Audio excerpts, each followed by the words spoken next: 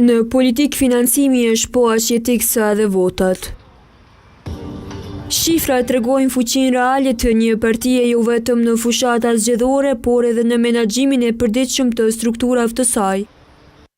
Ashtu si me vota dhe me financa, lëvizja vetëvendosje ka regjistruar të hyrat dhe shpenzimet më të larta. Sipas publikimit të raportit për financimin e partive politike nga KQZ, lëvizja vetëvendosje ka pasur të hyra 2.337.168 euro, ndërsa shpenzimi 1.805.296 euro, duke krijuar një suficit prej 531.872 euro.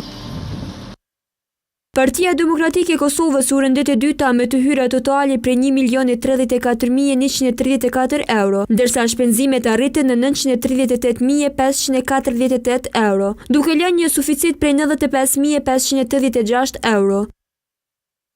Ndërkaq Lidhja Demokratike e Kosovës siguroi gjithsej 643.047 euro të hyra, ndërsa shpenzimet e saj për vitin 2024 ishin 594.398 euro, duke rezultuar me një suficit prej 48.648 euro.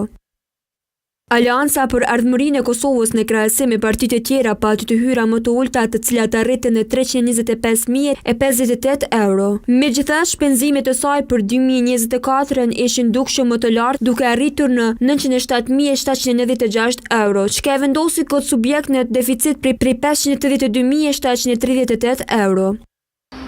Ish kryetari i KQZ-s Mazlum Baraliu thotë se këto fonde që vijnë nga taksa paguesi tregojnë një nivel të jashtëzakonshëm shpenzimesh, duke ngritur pikpyetje mbi menaxhimin dhe justifikimin e tyre.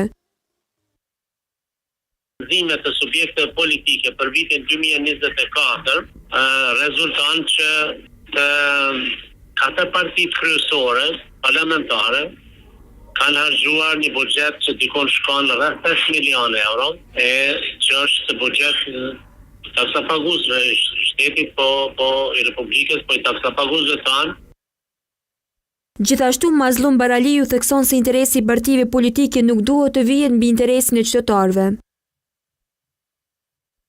Pra, nuk do duhet që të përputhet interesi partijak dhe të mbizotrojë madje mbi interesin shtetëror dhe qytetar në relacion me miratimin e dispozitave të ligjit të ndryshuar për partitë politike, për financimin e tyre, i cili gjithsesi do duhet kishte edhe kanalizimin e shpenzimeve, edhe transparencën dhe kontrollin.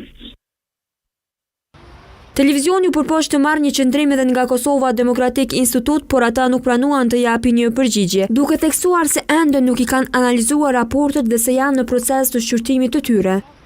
Këto shifra reflektojnë jo vetëm fuqinë financiare të partive, por edhe mënyrën se si menaxhojnë fondet e tyre.